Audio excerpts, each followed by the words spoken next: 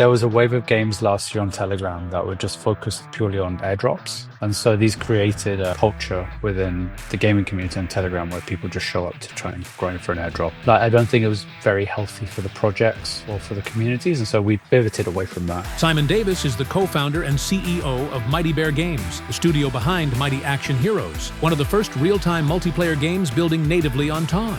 Honestly, the majority of people don't care about the tech. As long as I can play the game, I don't mind what network it's on or, how it's done. If I can get extra spins or play this or score a goal with my game, for me and for most people I'm speaking to, that's the key thing for them. Martin Masser is head of growth at the Ton Foundation, focused on making crypto seamless for millions of users already on Ton, the Layer 1 blockchain deeply integrated with Telegram. Today's guests are Martin Masser, the head of growth at the Ton Foundation, and Simon Davis, the CEO of Mighty Bear Games, which created Goat Gaming, a Telegram gaming platform with 5 million active users. So what's kind of the connection between Martin and Simon? Well, Telegram is ramping up its gaming strategy, and Ton is built on top of it, I believe. I'm sure Martin could kind of clarify that for me. But essentially, the two of them are using Telegram Collectibles as gateways to gameplay, trading economies, which kind of drives real social behavior and more. I'm excited to have them on to talk about this, the growth, expansion, everything in between, from user acquisition and more. Martin and Simon, welcome. Thank you very much for having us.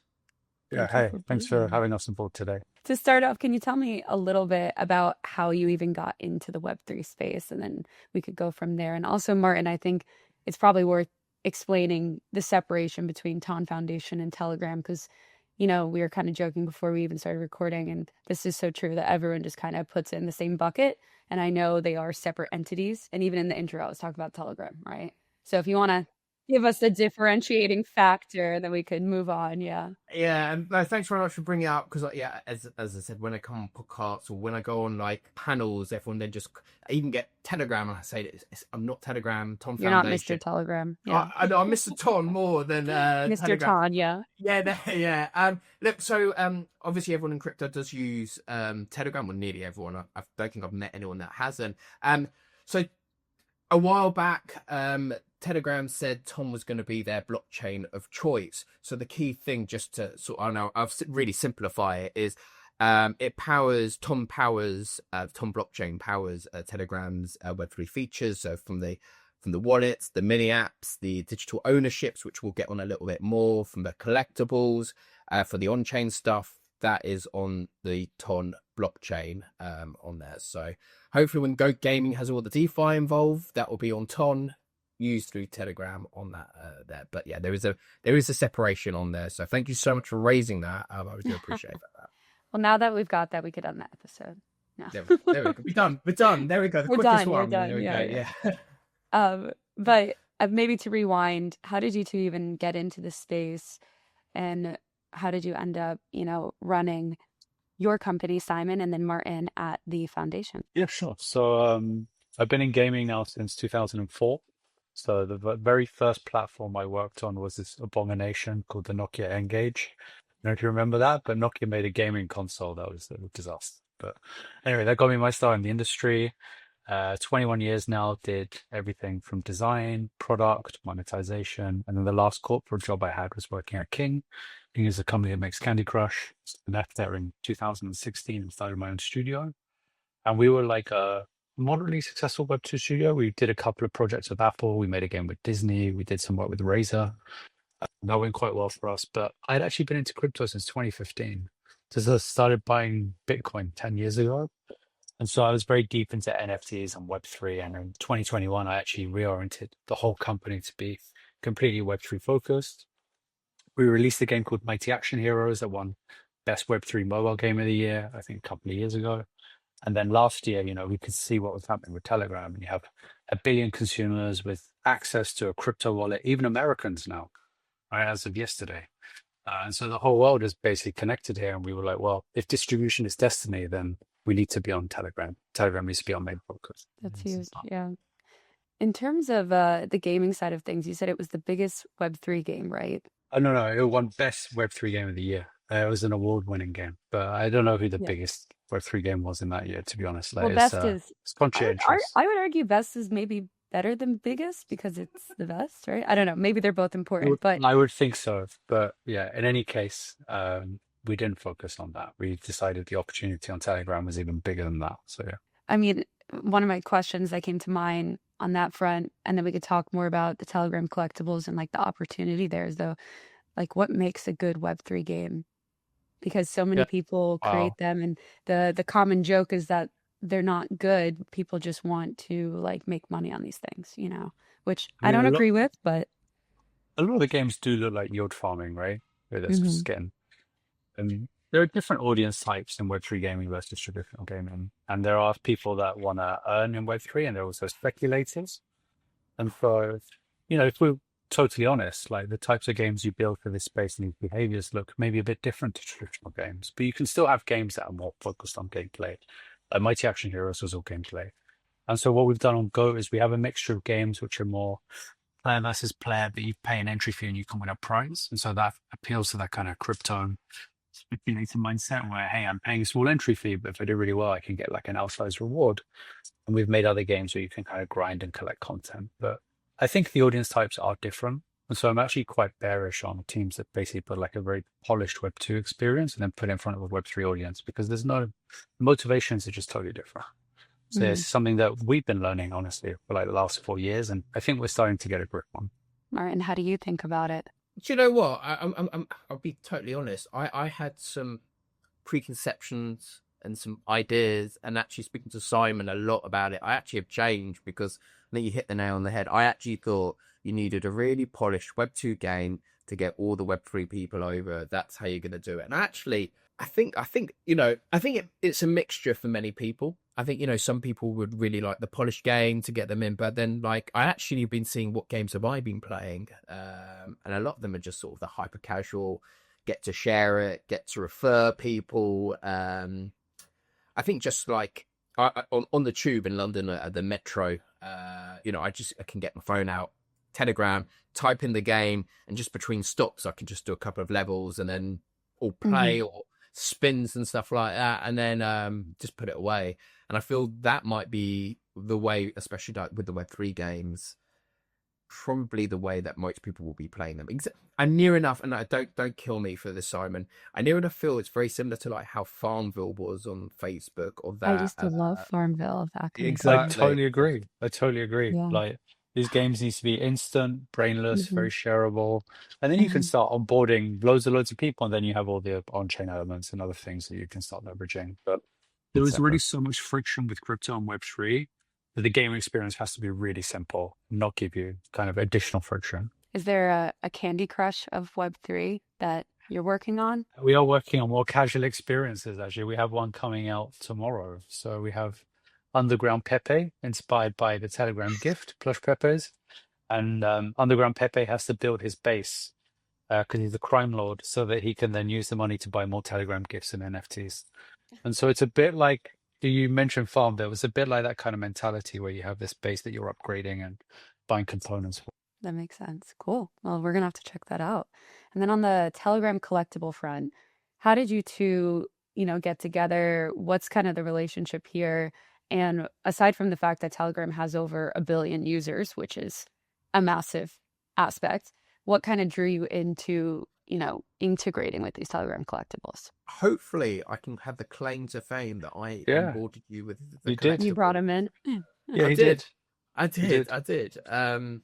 Because I did. We were having first time I met you. We're having lunch. I get very excited about this because I know it's such an easy way to onboard people, especially like go to conferences. And the way I normally do it is just like say, "Oh, what are you interested in?"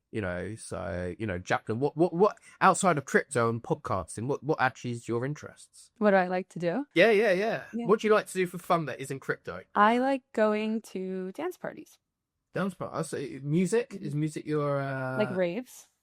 well, yeah, raves, yeah, Like yeah. techno parties. Come on, you guys are British, Yeah, techno. Well, I didn't know your audience, but yeah, Yeah. the techno raves. That's your thing. So you're into sort of music. So Yeah. what we'll do, we'll try and do it. We'll try and do it maybe even on the podcast. Actually, I'll try and find something that is music rave related. I love it. Send it to you, and they go, "Oh wow, this is pretty fun," and then you Yeah. just wear it on your profile. You're in straight away. So I think I said the same assignment. I was like, what are you interested in? He said, "I'm into crypto." I go, "That's great. What else is it? I'm into gaming." They said, "Is there anything else?" So it's like, so we I think we found something. I can't even remember what I sent you now.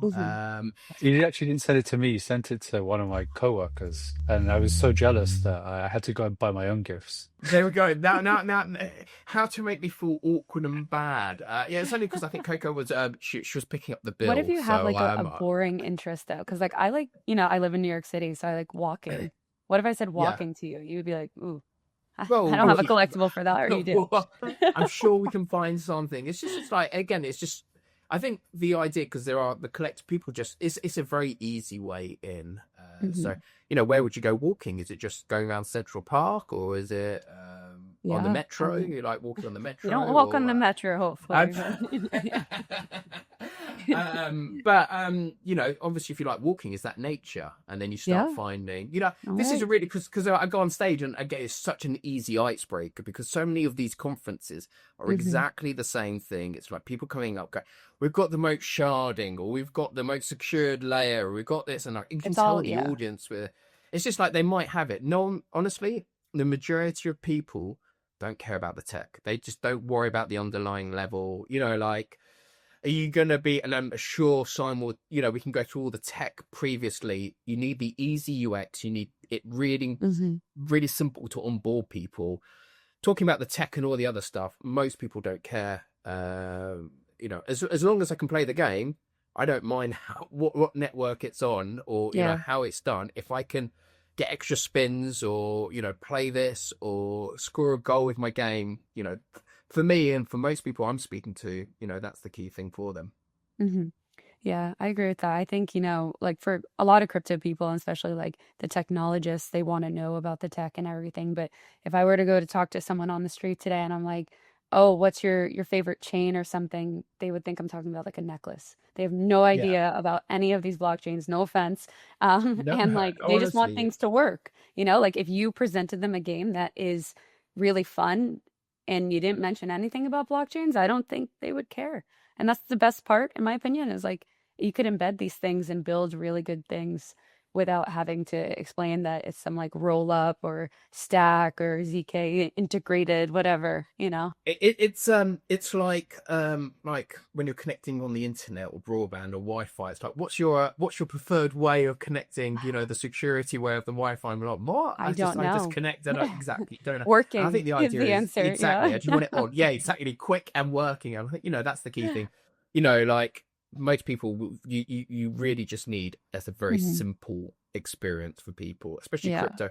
And I see so many projects coming to me and they try to solve a problem that probably doesn't exist, and they have a token that isn't necessary, and it just confuses everyone. And it's like, let's take a step back. How can you actually make people's lives a lot easier? How can you make it a lot simple? And when Simon comes in, how do you make it fun? Okay, you do that, you're onto a winning product there. And I'll just come up with a quick example. I think in Singapore, at the last token, there was I think there was an experimental ride sharing app. It was within Telegram. You could pay for it with your Telegram wallet or Tom wallet there. That's there. And so I connected with Tomkeeper, ordered the taxi straight away. For me, when I go to a new country, the worst thing is, what is the ride sharing app? If it isn't one that I already have. So someone already messaged me and they said, "Oh, you need to download this ride sharing app." I typed it in Telegram straight away and it just loaded up the app. So straight away, it's making it a lot easier for me and simpler, because all I'm doing is I'm typing it in rather than going to the app store, trying to find the name, trying to download it, and it's on that patchy Wi-Fi in the airport at 0.1 or something like that. Low latency, low build. Straight away in, booked it, could pay for it straight away. It was already waiting for me at the gate. There was the person next to me on the plane over. I showed him what it was, and straight away it's like, "What? I'm still downloading the app. You've got your taxi." I said, "Look, why don't I?" Like, I was able to add his stop. I said, "Like, just come in, I'm like any crypto person, like when in the group of friends, I'm that crypto person where it's like, oh God, he's going to talk about crypto very quickly. But I think the guy didn't really care that it was crypto related. He just wanted to know, look, you don't have to use your wallet in Telegram. Straight away, it's onboarded. So this is very similar to the collectibles. You can't onboard someone by giving them like pros of the crypto if they're not really into crypto. You onboard people because either it's fun, it's enjoyable, it's simple, just makes your life easier. And their interests too, right? Yes, very much so. How do you kind of think about the evolution of someone's like online identity or the online user, like both in Web3 and then like these people that you meet just out in the wild? How can you kind of better target them? Is it through just like being relatable? It sounds so silly saying it out loud, but When you refer to targeting, do you mean like for an ecosystem or an app, or like how do I you think think about that? user growth, like user acquisition and things like Yeah. that. One thing that we've been experimenting with is that we have an AI agent we call Amy, and Amy sits actually on our social channels. And Amy chats to the players, and she actually runs real life competitions where people can win Telegram gifts. And so one of the things we've started doing now is we're expanding Amy so that she can join other communities. And so, Jacqueline, so you had your own community, you could add the Amy bot there, and those Telegram gift giveaways would also appear in your community, and you'd get rev share. And so we're always thinking about ways where we can help channel owners, help community owners basically like monetize their audience. And so through that, then you can start like expanding the reach for that. At a like granular level, when you're targeting individuals, it's actually quite difficult to do that on Telegram today. It's not like with Web2 marketing where you can, go to device level, but you have to be more kind of community focused. And that's kind of the work that I guess Martin and Foundation is doing now, right? We're building specific communities and community groups. Yeah, no, I agree. I think what's a bit novel just from my side is there's just so many groups of people. I find with previous chains, there's a certain narrative with that chain and there's a certain user group where I suppose it's either amazing and it's very tricky of like, how can you target, we have the crypto advanced user that's using Telegram.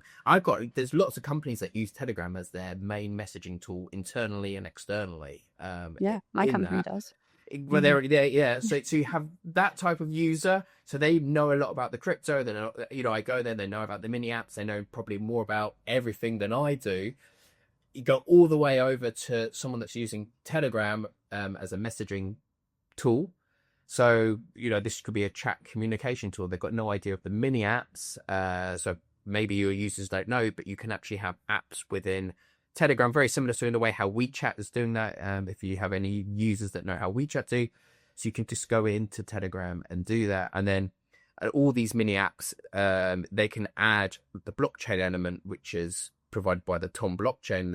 They can plug all of that in. So like from the tech to the security scalability of that, they can utilize that. So it's like, how can you get these users using all of that stuff? And I think the key apps that do it really well is near enough making the users not even know that they're using the blockchain behind it. Just like my ride sharing example behind that, you go, ordered it, I'm off, I'm done. And I think, that's what I'm seeing that works really well. What other social behaviors have you guys noticed with the Telegram collectibles that either is like, okay, yeah, that checks out, or is surprising? I like the sharing. Like people like actually just sort of share what they have, and there's certain, and hopefully Simon's game's gonna sort of show a lot of this as well. But like Plush Pepe groups, Plush Pepe is like there's the gold blue chip, gold standard one that at the moment I think they're worth about 15 grand at the moment. I think they started out at I think $30. Simon might correct me a little bit more on that. But I think there's 2,000 Plush Pepes. But the key thing is you have your own Plush Pepe, so you can only join that group if you have a Plush Pepe. So it's sort of ring fence there. And hopefully Simon's game, any Plush Pepe holders get, additional extras or bonus games or rounds or a meet and greet by Simon if you have a Plush Pepe in the game. No meet and greet. No. Maybe you could do like what like don't offer that cameo. up. Yeah. No, you could do a cameo, Simon. You imagine that if you have a Plush Pepe, like in the game, Simon can actually say something to you in there. But no, all serious. We see a lot of people just wanting, buying that or like getting involved in that because, they want to be inside these groups because they feel, this is where you're getting the alpha or just the community sense of that. And I think we've not even started with, I know people keep talking about utility, but we've not even started on the reasoning. And I think people like Simon and projects like the gaming, it'll be amazing to sort of see how they utilize this opportunity of the gifts and even the stickers that we have, which will have NFTs behind them. Actually, just going back to your previous point, Jacqueline, like targeting communities via gifts is actually a really interesting channel. And so the Pepe game comes out tomorrow. The very first version is just introducing the Pepe verse and getting players onboarded and making sure everything works. And then within a week or two after launch, we're going to start adding special functionality for Plush Pepe owners and owners of other collections. And so the goal is to then get them involved in the game. One of the, I guess, like to your original question, like interesting things I've seen around gifts is just how much they've taken off with normies that don't know what NFTs are and hate NFTs. And yet there's guys there like flexing Pepe that's worth 10K or a Swiss watch that's worth maybe a couple of $1,000. And it's like, wow. These people that would turn their nose up at NFTs like love these collectibles because they're on their social profile and their social life is basically on Telegram. So it's interesting, right? It's I guess that need to flex is quite universal. Do you see this as like the next frontier for NFTs then? Yeah, absolutely. I think this is actual NFTs with genuine, I don't want to say utility because it's a bit cursed. But like previously, like Purpose. you would buy an Yeah. ape or a dude or whatever, and then you'd flex it on Twitter, right? And Twitter is not everyone, it's still an echo chamber.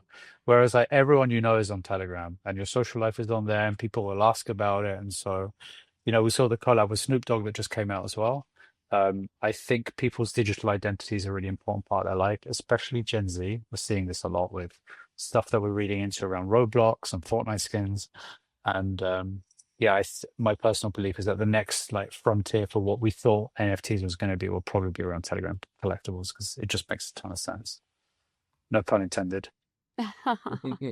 Martin, you agree? Yeah, again, I want to be a bit controversial soon in this because I'm at the moment agreeing a lot with Simon, but yeah, and again, like some people want to hide it, sometimes some people want to show it off, and again, like some very senior, they were a DJ in their previous life, and I gave them a gift which was a record player.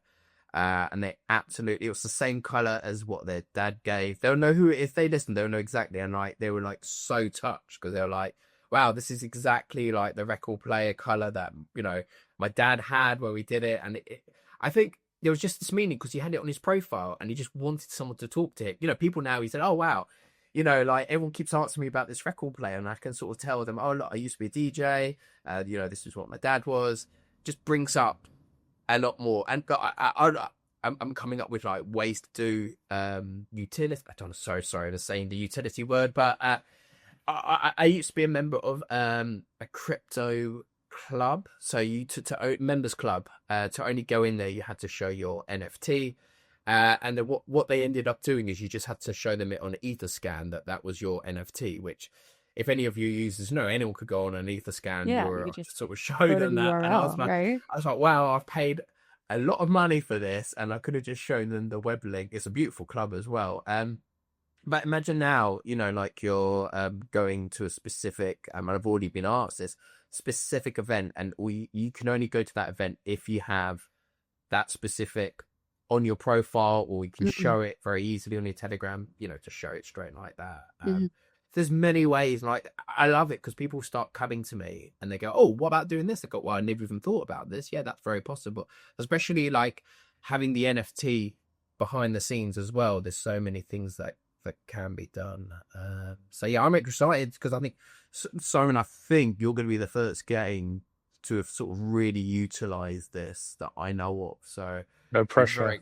No pressure. It's make or break on, the weight of Pepe's on your shoulder. I've been telling you this to the team every day for a month. Yeah, the team is aware how much people are paying attention. So it's good. I'm super excited to see how it goes. I think, being the first project to add utility to Telegram collectibles is I mean, it's cool. I think it's really cool, and I'm excited to see where it goes. And I'm sure that we will not get everything right first time, but it's going to be a really cool learning experience. Where can people check it out? We haven't even Oh, yeah, good point. shared the details. Yeah. Yeah, if Good you luck. go to Yeah. type Goat Gaming Bot in the search bar, you'll find Goat Gaming, and the Pepe game launches on Goat Gaming tomorrow. July Can you 24th. play with it? For those who we're recording Yeah. on July 23rd, I yes. was giving away the Yeah, magic sorry. now. It'll be Yeah, live. so Sure, it'll be by the live. time this goes out, it'll be live for sure. Yes. There you go. Amazing. Do you need a Pepe to play it, Simon? No, so V1 is doesn't have the GIF support in V1. It's just the first experience, and then 1 or 2 weeks later, we're going to drop support for different groups of GIFs and start adding exclusive benefits and utility to holders. I think that was a queued up question, but that's a good question because if you don't have it, like, can anyone play essentially? Right. And so you Anyone kind can of want play. it to be as accessible to anyone. Yeah. Look, if you have a Mhm. Pepe, you're going to have an edge. Like, Mm. there's no getting I around want a that. Pepe. What is it? Yeah, The plush Pepe, you the said? plush Pepe, yeah. Yeah. So it's the Yeah. top collection. It's like Martin said, I think depending when you look, they're between like 10 and 13, Mhm. 14 grand right now. When Martin turned me onto them, they were 1K. And Martin has probably given me the best financial advice ever because I bought multiple at 1K. Yeah. So, I just say What are this the is it's other friend for life. NFTs you're into, Martin? Tell us what you like so we Yeah, can all get the alpha in advance. the Alpha Whisperer. Yeah. Yeah. I did say to him, this is financial advice. Get as many as you can. And like, Oh my I think God. Simon brought the floor up big time though. That was it, the big sweep and everything like that. I'm just checking. They have got trainers. There's a gift that's a Jack in the Box with trainers. So if you were into your walking, maybe I'll send you that as you do the walks in the park. Just do that. So is that or a record player? There we go. You There know, we I'll go. send you That would that be cool. after the show. Maybe you can magically show it on the screen when people Mhm. are watching that of your really cool gift that we sent you there. But it's That's quite good what- because you get to talk to people about their background interests as well, and then bring in the crypto element slyly in there. I think that's the best way to introduce it, though. Like, you don't really want to shove crypto in people's faces. We've seen how that has worked in the past with headlines that are so anti-crypto. And I feel like sometimes when I show people apps that I use and crypto is so embedded in it, but they don't know, and then they find out after the fact, they're like, "What, really?" Because it's like not everything here is like obnoxious and bad. It could just be fun. There's a lot of Yeah. a bad exactly, and Mhm. makes a lot of sense there. Yeah. Martin, before you said you two are agreeing too much. And so I'll ask you guys a question, and maybe you guys will agree on this, but I think maybe to be more like taking a step back, there's a lot of positive momentum here, right? But what are still the kind of kinks that need to be ironed out that you see kind of as like roadblocks or challenges on this front? I can go first. I mean, I'm going to have Go a ahead. slightly spicy take. And maybe Martin will disagree with it, but I think there was a wave of games last year on Telegram that were just focused purely on airdrops, and so these created, I guess, like a certain culture within the gaming community on Telegram where people just show up to try and grind for an airdrop, and like I don't think it was very healthy for the projects or for the communities, and so we pivoted away from that. But I think that culture is still prevalent within corners of Telegram, and so I hope that as we expand and US grows in other markets and the demographics become more varied, that will change as well, and it'll look more like a broader traditional kind of Web2 kind of market, I guess, in terms of like country breakdown and interests versus people like treating it like a job. But yeah, I guess that would be the one challenge that we have to overcome as an ecosystem. That wasn't that spicy. I was really expecting you to really string the ropes. We Now did you have guys a. are disagreeing. There we go. Yeah. We did have a. I'll try and disagree just for the point of some entertainment. What the tap to earns did really well. Also because of the referral mechanics, and that really was a great example of Yep. if something is really good, something really excites people, it can grow so quickly. A lot of these, in fairness, a lot of these tap to earn games got so big without them even realizing it. So I was speaking to one person. They were huge, and the guy was in like a library in some country. Goes, oh yeah, it's just me behind it, and I'm like, you've got like, I try not to, but it's like I've got no clue what the next steps are, and like a lot of these just grow so quickly. And I was like, you've got much more, because what was Axie, Simon? Axie Infinity, like the game that was the big one. Yeah. Was that It about was 2 big in million? like 2021. Yeah. It was Yeah, about was that 2 million at its peak. I think 2 million Mhm. yeah. MAU. I So, mean, this person had about 20 times that users. It went a lot more, but at the time, and it's like, what are my next steps? How am I going to do that? So, I was talking through with that, and I think a lot of these tap to earns just grew very quickly. But it really goes to show, if you have something that people really like, you can onboard people very quickly. And I think it's Mhm. just because the UX was so simple. All you need to do is someone sent Yeah. you the link, you click in it, and I think what I really like with the Telegram channels is people have channels and you can share within the channels, and then it also shows where it's coming from. So some of the things that need to be improved. There's a lot of mini apps, and it's just building the awareness of the mini apps. Or, I go to the room and go, how many people have Telegram? Nearly every hand goes up. How many have ever used a mini app? And like 3 or 4 go up. Or, Mhm. I used one of the tap to earn games last year, and I can't find it anymore, or I don't know where it is. So it's definitely building some of the awareness and sort of this affinity. You're wanting people to sort of go around and go, oh, I'm using this, I'm using that. Obviously, coming on podcasts like yourself help, because I think people just aren't aware of how that works. And also just getting people to build, and, speaking to Simon, I'm pretty sure if I never dropped him the collectible, dropped his team member the collectible, he wouldn't be building this Plush Pepe game. I'm going to take credit for that. But, this is what we're needing. We're needing a lot more fun stuff, enjoyable stuff. And, it'd be great to sort of get like consumer brands in as well, sort of utilizing Telegram, and then obviously Ton behind that for a lot of the crypto stuff that's useful. Mhm. Are you having a lot of conversations with these consumer brands? A lot of IP conversations, because they want to. A lot of them come and go, look, we just don't want this to be a NFT drop. We just don't want this, and we've seen in the past, and I Right. won't name specific cases, but there's so You can many. name them. Well, I'll let you, but you can just Google a lot of these NFT projects that have had consumer brands, and it's gone nowhere, or there was a bit Mhm. fight, and they're like, what can we really? And what I'm really liking about these conversations are they're all there. They're none of them are going, oh, I just want the money. They're like, right, we know there's a big market that we can really engage the audience. What Mhm. do to sort of engage them, use them, and there should be some big ones coming pretty soon. I really liking the direction it's going. Really excited. They've actually been signed as well, so it will come. I can't sort of, but this isn't just Web2. This is a lot of Web2 traditional brands, household names. I'm very excited, like what they're trying to do, what they're thinking about. I'm loving that. So yeah. Is there some big brands coming to Telegram Collectibles? Is that what you're saying? So a lot of this was there's the sticker stores. So stickers again is another way where the NFTs are going to be embedded. So you're going to with the sticker they'll be NFT related. So very similar to emojis. I think stickers just give that extra, narrative. So you send a sticker and it can mean so many things of just one word.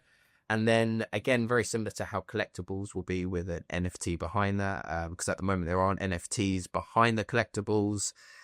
Stickers very shortly will be having NFTs behind that. So again, there's going to be a load of things that can be done with this. And yeah, I think the key thing is mass onboarding. If you can really get, not just a couple of thousand, but if these brands then pick up the numbers that they're hoping to, and I have no doubt in that, this is the thing that can really start getting exciting. Yeah. You have to come back to me when they start onboarding in the next month or two. Come back and we We'll can bring you review. back. Go, We'll yeah, bring you and them. And bring me back. Yeah, do yeah. that. Then I can be a little bit freer. We can even bring some of them on to sort of Yeah. explain that, because this is definitely something that they saw with Snoop's drop. What the Mhm. potential is, and they're like, well, we would love this, and then we want to target our audience.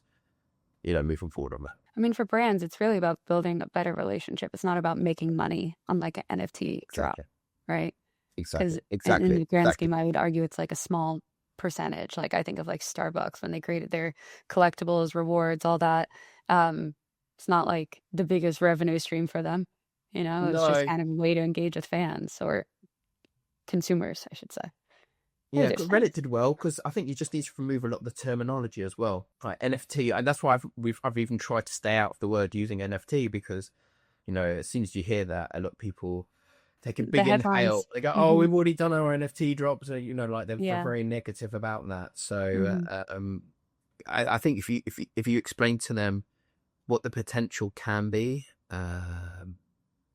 this digital badge that travels across the, with the user across everywhere, then they're coming up with some amazing use cases, and it's all very possible. Go, oh, look, they came into our shop.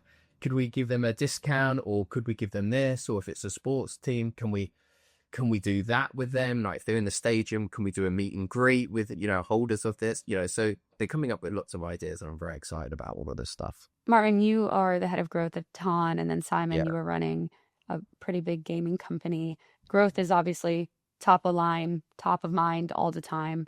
How do you two think about it beyond where we are today, and what kind of other opportunities do you see as ones that you want to chase down? And maybe you both have different perspectives on this, but Yeah, I mean, just speaking at like a macro level, the traditional growth channels for games are pretty exhausted. So if you look at Web2 gaming, for example, like acquiring a user can cost you, depending on the game genre, like up to $50 for targeting. So you need to have like a high degree of confidence they will convert, and the game has a lot of depth where they can keep spending. And even casual games, you're looking at like sometimes $5 to $10 per user. And so those traditional channels of just like throwing money at advertising have basically dried up because of cost. So I think with networks like Ton and Telegram and Messenger more broadly, I think there's an opportunity to use AI agents to basically build communities and use them as a retention and engagement hook as well, and also get people to refer their friends. And so, like I was mentioning Amy earlier, like people speak to Amy every day. She gives them updates. She even has a fitness tracker. Players can keep hanging out with her. And then we're constantly incentivizing players to like share Amy with their friends. And so this is, for us, like, I think agentic approaches to user acquisition are really interesting, and it's very novel. It's like blue ocean. No one's really done it. Someone the other day said to me, well, this is such a great idea. Why is no one doing it? I was like, because this stuff's really hard.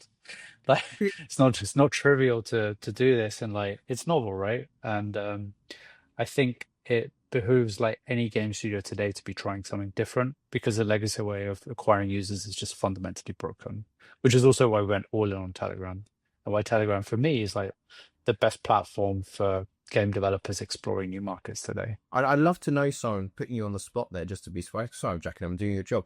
Do you play any other Telegram game that's not yours? Yeah, of course. Yeah, I play new games. I was playing a new one today, actually. Yeah, I won't name them because I You actually won't didn't name like it them. very much. I didn't love it. share the love. He's like, no, not my didn't love it, no. competitors. Yeah. Yeah, I don't want to give them shout outs because I just didn't think it was very good. But the one that I've been playing the most recently is very degenerate. It's called Battles. Have you seen this one? No. I have quite a stack of Telegram gifts, and some of them are like cheap, they're like $3. And in Battles, you basically put your Telegram gift in, and depending on the value of your gift, you have a bigger share of the roulette wheel. And then whoever's chunk lands on gets all the gifts on the roulette wheel. So maybe you win like 4 gifts off other players. So you're like entering your gift in a competition, basically gambling gifts against other players. And that has got quite compulsive for me. I'm going to say, like, it's been tapping into the monkey brain, and I've been like, monkey pressing and trying to get gifts off other people and competing and trying to calculate the optimal way to make sure that I had the best chance of winning versus the cost of my gift. So I've been playing that a lot, actually. Have you ever staked your Pepe yet? No, that's insane. No, no way. You didn't throw it Even on the if I roulette? get No. a 99.99% chance of winning, it's not worth it. Oh my But gosh. I said, look, this is obviously tapping into a completely new area. I'm not one of these people to say, look, this is bad, we are great. But I think what's really interesting is what I really love is this sort of social factor that we have. There's, this social layer is such a powerful distribution, and we're, it's brilliant that with Ton being there, it can really tap into this new wave of consumer apps. Exactly what I was just saying there. That worked. I think Simon, I don't know if you use that ride sharing app, but this was stuff that everyone was like, wow, this is really good. If we can start doing more of that stuff, Yeah, I did use it. that would be great. Yeah. Yeah. Ta-da. Yeah. Oh yeah, there we go. Well, but Yeah. there's a huge amount there that I'm really excited about. I think just for me, it's just building up a lot more of the awareness of what really can be done. You know, having these use cases and starting to show people, because a lot of the times I go places and people firstly don't even know about the mini apps. So then I've got to explain what mini apps can do, and a lot of them are like, "Wow, I didn't realize you can do this." And then like when I explain about a lot of these the crypto elements, they have the SDK. So I said, imagine then you can just plug in like a DEX within them. People don't even realize this, and you can play it within there. So, and I'm really trying to focus on these sort of the low cost, you know, the developer experience, this global accessibility, these real world use cases, because I think because I've been in crypto for a very long time and I'm still hearing the same use cases that were back in 2012s of this sort of the mass onboarding of payments and you know how blockchain's going to save the world and lives. And at the moment there's not very many, you know, real world use cases that are utilizing crypto. I know you're probably going to have people saying, oh no, it's this and this, but I My suppose other if you're not in guess. the weeds, Hmm. it's a lot trickier to sort of see this stuff. So I do see the payments front being a big kind of propeller on that front. But to your point, yes, like people have rejuvenated the same use cases over and over and over for years. yeah, I think yeah, that's more what it is. Yeah. yeah. Look, To wrap things up, I always like to ask my guests to leave us with a piece of advice. And I feel like, you know, you guys are building very intentionally in this space and realistically. So I think it would be valuable for our listeners to hear from both of you, maybe like a piece of advice that you've carried with you throughout your time in this space. is this your cheeky way of getting my next NFT to? Well, that's like a different form of advice. Usually people give like very kind responses or serious ones, but if you want to give us like a good NFT drop, let us know. We'll Definitely take not that. doing that now. I've We'll take used the up my alpha. a broken clock is, you know, I've given that to Simon, that one tip, and it worked out very well.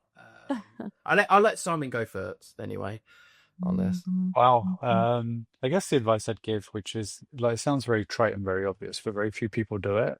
It's just to be continually learning in this space because this space changes so much. And, you know, I've spoken to there's one guy in particular who's like an expert, and we were chatting. I realized that he hadn't updated his thinking since 2021. And so you get these people that build up a knowledge base and then become quite complacent. And crypto, especially with the advent of AI and everything that's happening now, just with payments and like, you know, Ton integrating wallets everywhere, like stuff is changing so fast that you need to be very intentional about spending time every day developing and testing every new tool that comes out, seeing what's going on. Especially if you're a builder. Right, absolutely. Yeah. But I think more people need to be deeper into the weeds because the rate of change is actually quite scary, and we're at the cusp of something really special right now. It's a great And time to be at the cutting edge. I'll give you if I can do a couple of things actually. Firstly, if your audience, make sure your Telegram two-factor is switched on, because there's so many yes. people. It's that honestly, there's so many people that maybe they've clicked on don't click on Zoom links, okay? Don't click on random Zoom links in chats. Please don't do that, because so many people are losing so much because of that. I've seen very senior people get very blasé about clicking on things, even though like they've gone through all their security trainings at certain places, and then they go, oh, I didn't turn on the two-factor. It's like, it's not that tricky. Turn it on, give it extra protection. So really, do not be blasé about security. Just think, if you lost your phone, what would you do? Is anything at risk? I really, really stress a lot of that stuff, because the amount of people that actually think, well, actually, yeah, there is that, and there is that. It happens, and it can, you know, your phone could die, you could drop it. You could drop it in the street, or, you know, if you're in London, that, you know, you can have other things that happen to your phone as well. New York too, yes. Is New York, yeah. So that's definitely one of I think that's it. The other thing is, I get a lot of people, a lot of people asking me like for a job or for help. I always say provide value. There's so many people that sort of just want something, you know, like actually show what you do, actually show, you know.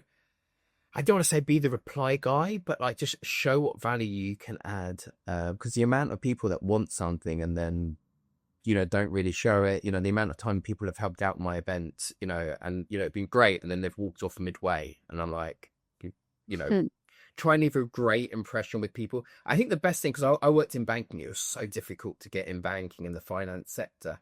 I reckon if you're very passionate about crypto, you could get a crypto job very quickly, and you can get it in an area that you really like in crypto without any of the qualifications. I know, because we, at Ton, that we've had some amazing reply guys that have now been completely in the fabric, and I know many other crypto places as well. I'm pretty sure if someone shows value to Simon, they could be working in gaming very shortly.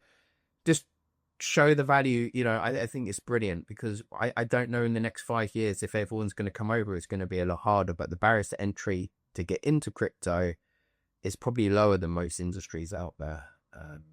Yeah, you got to take advantage of it all. Give instead of taking all the time. Well, that's it. It's like the amount of time people keep asking me for stuff, like, what do you have? Or, just, I'm pretty sure Simon gets a lot of the inbound, and you're like, yeah. My DMs are a hellscape. Like, they're a I living feel nightmare that, every yeah. day. Just people just wanting stuff. So yeah, I'm with you. Amazing. Well, Simon, Martin, thank you so much for coming on today. I'm going to check out those games. Drop Thank you your for having Telegram us. to me. Drop your Yes. Telegram to me, or drop your over a gift. You can show it in the stream. Okay, we'll find something very nice for you. Amazing. Awesome. Thank you, guys. Thank you.